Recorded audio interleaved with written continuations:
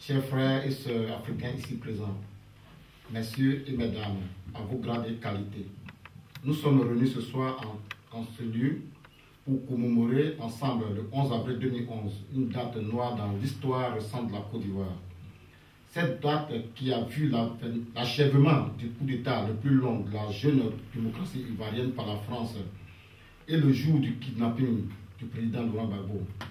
Ce jour-là, la souveraineté de la Côte d'Ivoire était mise en congé à l'issue d'une guerre dite crise post-électorale qui a fait officiellement 3000 morts.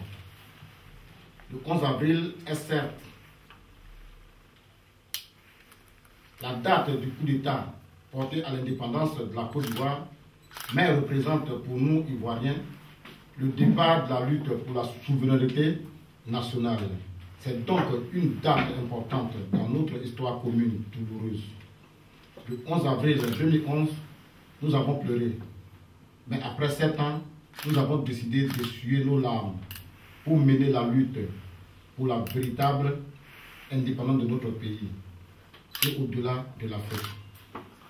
C'est pourquoi nous avons choisi à notre niveau, ici au Maroc, de faire de cette date une fête, un moment de recueillement et de retrouvailles entre Africains pour parler de la Côte d'Ivoire, certes, mais pour parler aussi de l'Afrique. Nous voulons saisir cette occasion pour poser le problème de la souveraineté des États africains. Ici, la problématique serait, allons-nous toujours continuer de pleurer face à l'ennemi commun qui est la France, ou devons-nous nous organiser pour mener le combat pour la liberté, la souveraineté de nos États communs de l'Afrique? Il appartient à chacun d'y réfléchir. Pour notre part, nous avons décidé de sensibiliser nos frères et sœurs à se tenir prêts pour ce combat.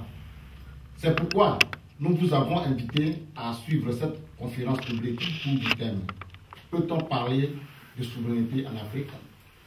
Aussi, c'est l'occasion que nous nous donnons pour parler au monde entier de Laurent Gbagbo, notre président injustement renversé le 11 avril 2011, déporté à La Haye depuis novembre 2011, où il subit une détention préventive, la plus longue dans l'histoire pénale du monde, car il est en procès unique et injuste contre la CPI depuis janvier 2016.